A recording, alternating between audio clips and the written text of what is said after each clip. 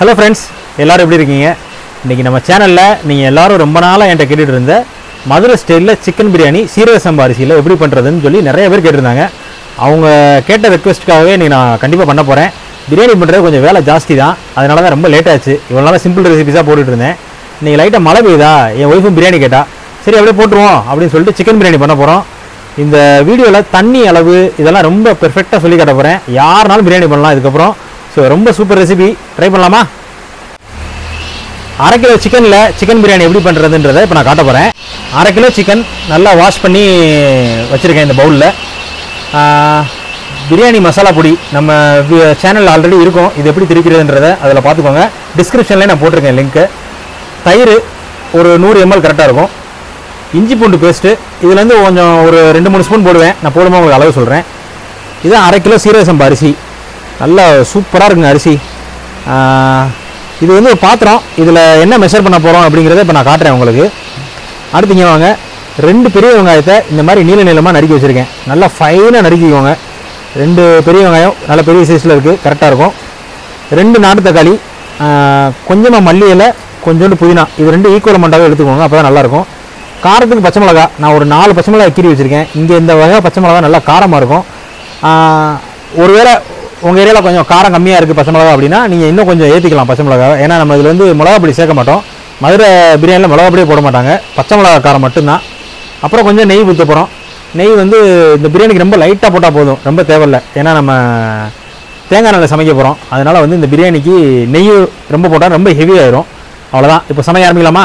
இது போக பட்டை 2, ஒரு 4 பீஸ் ஏலக்காய், ஒரு 6-7 பீஸ் கிராம்பு, ஒரு 2 பீஸ் கல்பாசி கண்டிப்பாக போடணும். அப்புறம் ஒரு பிரியாணி இலை. இதை வந்து நீங்கள் மற்ற சமையல் மாதிரி இதை போட்டு நம்ம சமைக்க போகிறதில்ல. இதை போட்டு ஃபஸ்ட்டு ப்ரௌன் பண்ணிட்டு எடுத்துருவோம். அதுதான் இந்த பிரியாணியோட டேஸ்ட்டே. ஏன்னா நீங்கள் சாப்பிடும்போது உங்களுக்கு டிஸ்டர்பன்ஸ் இல்லாமல் இருக்கும். அவ்வளோதான். இதுக்கு முன்னாடி இப்போ நான் ஃபஸ்ட்டு சமைக்கிறதுக்கு முன்னாடி இந்த அரிசியை எப்படி அளந்து தண்ணி அளவு எடுத்து வைக்கணுங்கிறத நான் உங்களுக்கு தெளிவாக காட்ட போகிறேன். வாங்க பார்க்கலாம். இப்போது நான் வந்து அரை கிலோ அரிசின்னு சொன்னேன். நான் அரை கிலோ அரிசிக்கு இவ்வளோ தண்ணி வைங்கன்னு சொன்னீங்கன்னா உங்களுக்கு கன்ஃபியூஷன் ஆயிரும். அதனால் பிரியாணி நீங்கள் எப்போ பண்ணாலும் சரி, நீங்கள் அரை கிலோவில் பண்ணாலும் சரி, 50 கிலோவில் பண்ணாலும் சரி, இதுதான் மெஷர்மெண்ட்டுங்க. இந்த மாதிரி ஒரு டம்ளரோ இல்லை பெருசாக பண்ணும்போது இந்த மாதிரி ஒரு ஃப்ளாட்டான பாத்திரமோ ஏதோ ஒன்று எடுத்துகிட்டு அதில் நீங்கள் அரிசி அளந்துக்கோங்க. தண்ணி நம்ம அதிலேருந்து மல்டிப்ளை பண்ணலாம். இப்போ இந்த அரை கிலோ அரிசியை இந்த டம்ளரில் எத்தனை டம்ளர் வருதுன்னு ஃபஸ்ட்டு நம்ம பார்க்கலாம். 1,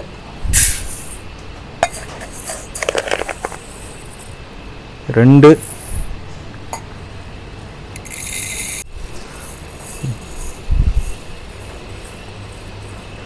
3 வருதுங்க. கரெக்டாக 3 டம்ளர் கொஞ்சோண்டு கம்மியாக இருக்குது. பட் நம்ம 3 டம்ளருக்கு அளவு வச்சுக்கலாம். இப்போ இது என்ன பண்ணுங்கள், கரெக்டாக 20 நிமிஷம் நம்ம ஊற வைக்கணும். அதுக்கு மேலே ஊறவே கூடாது.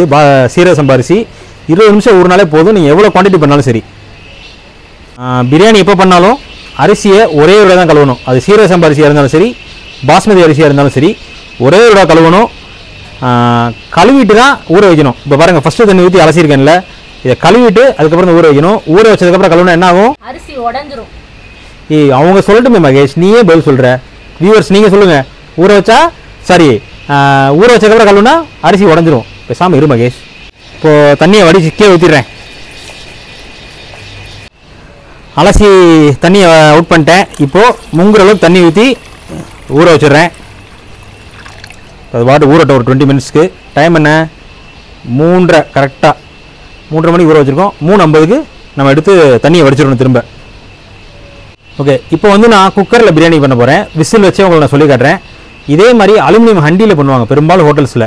ஹண்டியில் பண்ணுறது சேம் வாட்டர் மெஷர்மெண்ட்டு தான், பட் ப்ராசஸ் கொஞ்சம் டிஃப்ரெண்ட்டாக இருக்கும். தம் போடுறதுலாம் இப்போ நான் தம் போடுறவங்க சொல்லி கொடுத்தேன்னா ஃபஸ்ட் டைம் பண்ணிங்கன்னா உங்களால் பண்ண முடியாது.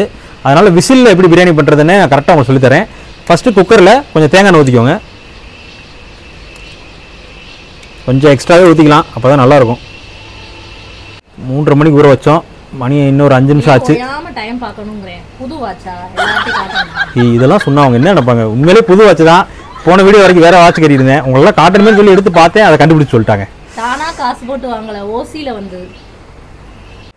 இப்போ பாருங்க, என்ன நல்லா சூடாயிருச்சு, ஸ்மோக் வர ஆரம்பிச்சிருச்சா? இந்த ஸ்டேஜில் நம்ம எடுத்து வச்ச அந்த கரம் மசாலா ஐட்டம்லாம் இருக்குல்ல, கல்பாசி ஏலக்காய் இதெல்லாம் போட்டுடலாம். வாங்க அப்படியே. பார்த்தீங்களா குக் ஆகுதா?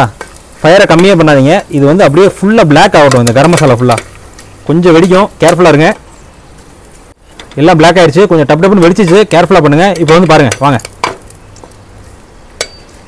பாருங்களேன், நம்ம கரம் மசாலா எல்லாமே நல்லா ப்ரௌன் ஆகி அந்த ஆயில் அப்படியே கலர் சேஞ்ச் ஆகிடுச்சு. பார்த்தீங்களா, தேங்காய் எண்ணெய் ஒயிட்டாக போட்டோம். இப்போ பாருங்கள், ஆயில் ஃபுல்லாக கலர் சேஞ்ச் ஆயிருக்கா. இந்த ஸ்டேஜில் நீங்கள் போட்ட அந்த கரம் மசாலா ஃபுல்லாக எடுத்துருங்க. இப்போ ஸ்டவ்வை ஸ்லோ பண்ணிக்கிறேன். இதோட ஃப்ளேவர் ரொம்ப சூப்பராக இருக்குங்க. அந்த ஆயில் அதுக்கப்புறம் நீங்கள் ஆனியனை ப்ரௌன் பண்ணும்போது அப்படி கம்மன்னு இருக்கும். எல்லாத்தையும் எடுத்தாச்சு. ஸோ சாப்பிடும்போது டிஸ்டர்பன்ஸ் இருக்காது. ஸோ ஃபஸ்ட்டு நம்ம நறுக்கி வச்ச பெரிய வெங்காயம் அது ஃபுல்லாக போட்டுடலாம். நல்லா ஆனியனை குக் பண்ணுங்கள், நல்லா ப்ரௌன் ஆகட்டும். பிரியாணிக்கு வந்து ஆனியன் நல்லா ப்ரௌன் ஆகணும், கம்ப்ளீட் ப்ரௌன் ஆகணும். அடுப்பு சிம்மில் வைக்கணுமா ஃபுல்லாக வைக்கணுமா? ஏன் ப்ரௌன் ஆனால் அப்புறம் சிம்மில் வச்சு அப்படி ப்ரௌன் ஆகும்? சமைக்க தெரியுமா இல்லை தெரியாதா? உனக்கு தெரியாமல் தான் கேட்குறேன். கருப்பாயிராதா? கரெக்டாக குக் பண்ணிகிட்டே இருக்கணும். வச்சுக்கிட்டு ஃப்ரெண்டுகிட்ட ஃபோன் பேசிகிட்டே இருந்தால் கருப்பாக தான் ஆகும். ஆனியனை வந்து அப்படியே கொஞ்சம் குக் ஆகிட்டு இருக்கட்டும். இந்த 2 தக்காளி எடுத்து வச்சோம், நாட்டு தக்காளி. இதை வந்து ஃபைன் பேஸ்ட்டாக அரைச்சிட்டு வந்துருங்க. வேகலாம் வைக்க வேண்டாம், டைரெக்டாக பச்சையாக அரைச்சி கொண்டு வந்து வச்சுக்கோங்க. டொமேட்டோவை பியூரி பண்ணி. கொஞ்சம் பார்த்துக்கோ, இதை வச்சுட்டு ஃபோன் பேசிகிட்டு இருக்கேன் ஃப்ரெண்டுகிட்ட. இந்த நேரம் ஃப்ரெண்டு வாட்ஸ்அப் குரூப்லேயே தான் கிடக்க. அரைச்சிட்டு வரேங்க, கொஞ்சம் பார்த்துக்கோங்க. ரொம்ப நாள் கழிச்சு இன்றைக்கி தான் மூணாரில் வெயிலே அடிக்குது, கொஞ்சம் வெயில் வருது. இந்த தக்காளி நல்லா ஃபைனாக அரைச்சி எடுத்துகிட்டு வந்து வச்சுட்டேன். இந்த இஞ்சி பூண்டு பேஸ்ட் அரைச்சி வச்சுருக்கேன் பார்த்தீங்களா.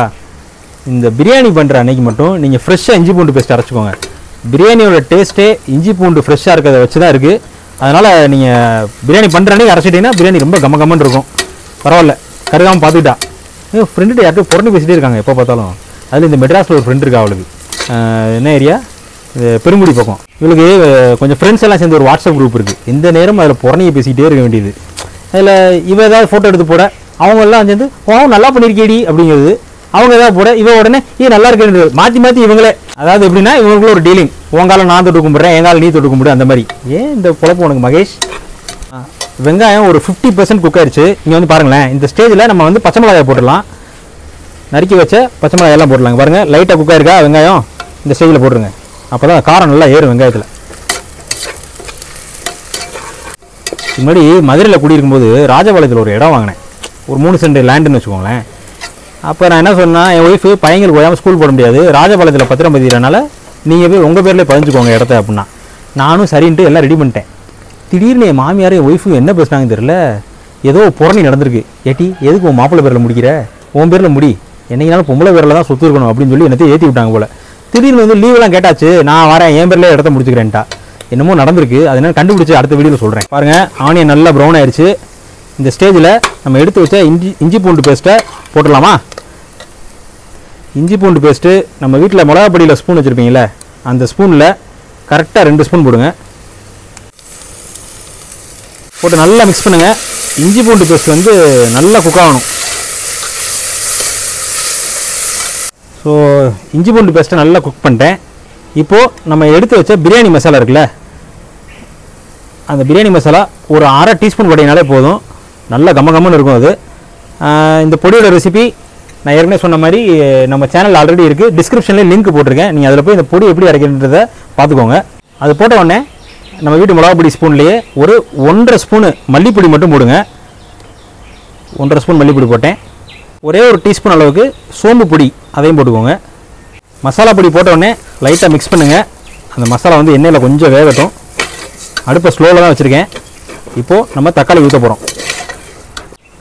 தக்காளியை ஊற்றிடுறேன். தக்காளி அரைச்ச ஜாரை லைட்டாக அலசி ஊற்றிக்கோங்க, ரொம்ப தண்ணி ஊற்ற வேண்டாம். நான் பிரியாணிக்கு தண்ணி அளவு வைக்கும்போது இப்போ எல்லாம் கூடிடக்கூடாது.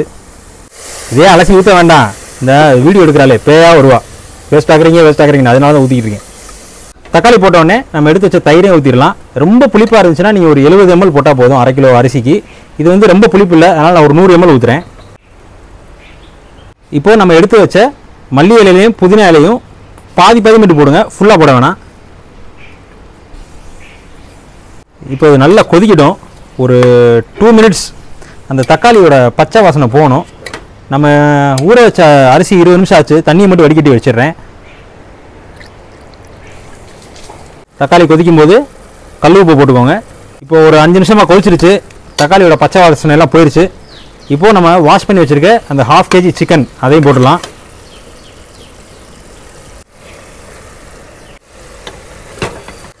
போட்டு நல்லா மிக்ஸ் பண்ணுங்கள். இந்த மசாலாவிலே சிக்கன் வந்து நல்லா வேகட்டும். தண்ணியே ஊற்ற வேண்டாம், சிக்கன்லேருந்து ஆல்ரெடி தண்ணி வரும். இப்போ நம்ம அரிசிக்கு எவ்வளோ தண்ணி வைக்கணுன்றதை நான் அப்படியே மெஷர்மெண்ட் காட்டுறேன். இது எப்படின்னா இந்த சிக்கன் வந்து ஒரு 50% வேகணுங்க. நீங்கள் அரிசி போடுறதுக்கு முன்னாடி இந்த சிக்கன் ஒரு 50% வேகட்டும். பிரியாணினால கொஞ்சம் பெரிய பெரிய பீஸஸாக கட் பண்ணி வாங்கியிருக்கேன். 50% வெந்ததுக்கப்புறம் நம்ம அரிசி போட்டு கொதிக்க விடுவோம்ல, அதில் பேலன்ஸ் எல்லாம் வெந்துடும். இப்போ வாங்க தண்ணி அளவு பார்க்கலாம்.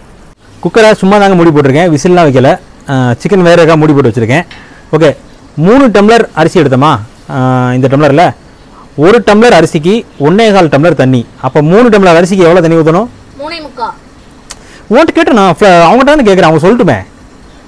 குறுக்கு பேசு நீ. 3 டம்ளர் அரிசிக்கு 3.25 டம்ளர் தண்ணி அளந்துடலாமா? 1 2 3, அடுத்து ஒரு 3/4. கரெக்டாக இருக்கும். தண்ணி எல்லாம் அளந்து ஊத்துறது சரி. பக்கத்துல இருக்க அடுப்புல உள்ளது சிம்ல இருக்கா ஃபுல்லா இருக்கா? அது ஃபுல்லாக தான் இருக்குது. அது வேகணும்ல, சிக்கன் வேகணும்ல. அடி பிடிச்சிராதா? இல்லை, அடி பிடிக்காது. ஒழுங்கா அதாவது சமைச்சு புருஷன் பிள்ளைகிட்ட பேர் வாங்கன்னு சமைச்சோம்னா அடி பிடிக்காது. நமக்கு என்ன ஏன்டா வாழ்கிறோம், என்ன வாழ்க்கைன்னு நினைச்சு சமைச்சோம்னா அடி பிடிக்கும். வீட்டில் ஒரு ஆள் இருக்க தைரியத்துலவா? 5 to 10 minutes ஆச்சு. சிக்கன் ஒரு 50% வெந்திருக்கும். இங்கே வாங்க, பார்த்தீங்களா? நம்ம தண்ணியே ஊற்றலை, சிக்கன்லேருந்து வந்த தண்ணியிலே இந்த மாதிரி வெந்துருச்சு. இப்போ நம்ம என்ன பண்ணலாம்னா, நம்ம அளந்து வச்ச தண்ணியை அப்படியே ஊற்றிடுவோம். இப்போது இந்த ஸ்டேஜில் திரும்ப கொஞ்சம் கல் உப்பு போடுறேன். இது எதுக்குன்னா, நம்ம ஃபஸ்ட்டு போட்டது அந்த சிக்கனுக்கு அந்த தக்காளிக்கெலாம் கரெக்டாக இருக்கும். இப்போது இந்த ஊற்றின தண்ணி இருக்குது பார்த்தீங்களா, அதில் உப்பு போடுங்க. இந்த பிரியாணியோட சக்ஸஸே இந்த உப்பில் தாங்க இருக்குது. நீங்கள் உப்பு போட்டதுக்கப்புறம் இந்த தண்ணி எடுத்து டேஸ்ட் பாருங்கள். நீங்கள் ரெகுலராக சாப்பாட்டில் போடும்போது ஒரு 100% கரெக்டாக போட்டிருப்போமா, இந்த தண்ணியில் வந்து ஒரு 110% இருக்கணும். கொஞ்சம் கூட இருக்கணும். ஏன்னா நம்ம அரிசி போட போகிறோம்ல, அதெல்லாம் மேட்ச் ஆகிறதுக்கு தண்ணியில் வந்து கொஞ்சம் உப்பு கூட இருக்கணும். அதை மட்டும் கரெக்டாக போடுங்க. ஃபஸ்ட் டைம் மிஸ்டேக் பண்ணாலும் பண்ணுவீங்க, பட் போக இதை மட்டும் சரி பண்ணிட்டீங்க, பிரியாணி சும்மா அல்டிமேட்டாக இருக்கும். இப்போ நான் டேஸ்ட் பார்க்குறேன் எப்படி இருக்குன்னு. கொஞ்சம் கூட இருக்குது அப்படிம்போம்ல சாப்பாட்டில், கொஞ்சம் உப்பு கூடிருச்சு அப்படின்னு ஒரு சாப்பாட்டில் சொல்லுவோம் பார்த்தீங்களா, அந்த அளவுக்கு இப்போ இருக்குது, கரெக்டாக இருக்குது. இப்போ தண்ணி கொதிக்கட்டும். கொதிச்ச உடனே நம்ம வடித்து வச்ச அரிசியை போட்டுடலாம். தண்ணி கொதிச்சிருச்சா, இப்போ நம்ம எடுத்து வச்ச அரிசியை போட்டுடலாம். அப்படியே பொத்துனாப்பில் போட்டு விடுங்க. கையெல்லாம் வச்சு கிண்டாதீங்க முடிஞ்ச அளவுக்கு, ஏன்னா உடச்சிடுவீங்க. இப்போ நான்லாம் பாருங்கள், அப்படியே பக்குவமாக அப்படியே வளைச்சி விட்ருவேன். நீட்டாக போட்டு விட்ருங்க. அரிசி போட்டதுக்கப்புறம் லைட்டாக அப்படி ஒரு மிக்ஸ் பண்ணி விடுங்க. ரொம்ப கிண்ட வேண்டாம். பண்ணிவிட்டு நம்ம எடுத்து வச்சதில் அந்த மிச்சம் இருந்துச்சுல புதினாவும் மல்லியும், அதையும் இப்போ போட்டுருங்க. அதுதான் இதோட, அது அந்த கடைசியாக போடுறோம் பார்த்தீங்களா மல்லி புதினா, அது ஒரு தனி ஃப்ளேவர் கொடுக்கும். அதனால் இந்த மெத்தட் சொல்கிறேன். கிண்டி விட்டுட்டு அவ்வளோதான், மூடி போட்டுடலாம். ஐயோ, என்ன நெய் ஊற்றல? வெந்ததுக்கப்புறம் ஊற்றிக்கலாம். இன்னமும் பதறியே போயிட்டேன். மூடி போட்டேன். ஃபயர் இப்போ ஃபுல்லாக இருக்குது. கரெக்டாக 2 விசில் அடிக்கட்டும். 2 விசில் அடித்ததுக்கப்புறம் கம்ப்ளீட்டாக ஸ்டவ்வை சிம்மில் வச்சுருங்க. 5 minutes சிம்மர்லேயே இருக்கட்டும். அந்த சிம்மரில் இருக்கும்போது விசில் அடித்தாலும் நோ ப்ராப்ளம். பட் இந்த 2 விசில் ஃபுல் ஃபயர்லேயே அடிக்கட்டும். வெந்ததுக்கப்புறம் நெய் ஊற்றி கிண்டி சாப்பிடலாம். சிம்மில் வச்சு 5 நிமிஷம் ஆச்சு. இப்போது ஸ்டவ் ஆஃப் பண்ணிடுறேன். ஆஃப் பண்ணிவிட்டு அது பாட்டுக்கு அப்படியே தம் அந்த ப்ரெஷர் ரிலீஸ் ஆகட்டும். அது பாட்டுக்கு விட்டுருங்க. ஃபுல் விசில் போனதுக்கப்புறம் நம்ம ஓப்பன் பண்ணி நெய் ஊற்றி கிண்ட போகிறோம். பிரியாணிக்கு தட்டில் வச்சு சாப்பிட்றோட இலை வச்சு சாப்பிட்டா நல்லாயிருக்கும். அதான் பக்கத்து வீட்டில் இலை வாங்க போயிட்டு வந்துக்கிட்டு இருக்காங்க. எல்லாம் ரெடி ஆயிடுச்சு, வந்துக்கிட்டு இருக்கான். கொண்டு வாடா. விசில் போயிடுச்சு, சூடு. ஓப்பன் பண்ணிடலாம். கிட்ட வாங்க. வாவ், செம்ம வாசமாக இருக்குங்க. இந்த ஸ்டேஜில் கொஞ்சமாக நெய் ஊற்றிக்கோங்க. அப்படி சுற்றி ஊற்றுங்க, எல்லா பக்கம் அப்படி மெல்ட் ஆகட்டும். ரொம்ப தேவையில்லை, லைட்டாக போட்டாலே போதும் இந்த பிரியாணிக்கு. பிரியாணி ரெடியான உடனே இந்த மாதிரி சைட்லேருந்து இப்படி கரண்டி விட்டு இப்படி லைட்டாக அப்படி திறந்து விட்டுக்கோங்க. அப்போ தான் என்ன ஆகும்னா அந்த பிரியாணி வந்து குலையாமலே இருக்கும். ஒருவேளை நீங்கள் இப்போ ரெடி பண்ணிட்டீங்க, அப்புறமா பரிமாற போகிறீங்க அப்படின்னா இந்த மாதிரி லைட்டாக உடையாமல் சைட்லேருந்து அப்படி கிண்டி விட்டிங்கன்னா நல்லா அப்படியே பிரியாணி வந்து குலையாமல் இருக்கும். இல்லை அப்படியே விட்டுட்டீங்கன்னு வச்சுக்கோங்களேன், குழஞ்சி போயிடும். அப்புறம் என்ன, பிரியாணி ரெடி ஆயிடுச்சு. டேஸ்ட் பார்த்துருமா?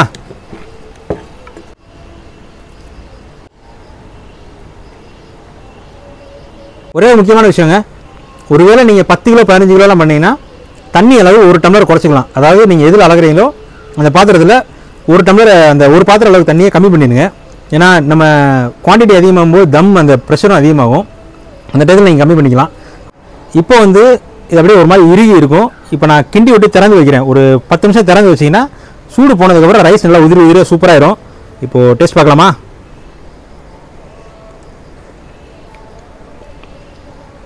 சூப்பராக வந்துருக்குங்க. இதே மாதிரி ட்ரை பண்ணுங்கள். நான் என்ஜாய் பண்ணுறேன், நீங்களும் வீட்டில் என்ஜாய் பண்ணுங்கள். என்ன டவுட்னாலும் நம்ம கமெண்ட்டில் போடுங்க. நம்ம சேனலை மறக்காமல் சப்ஸ்கிரைப் பண்ணுங்கள். Tata bye by.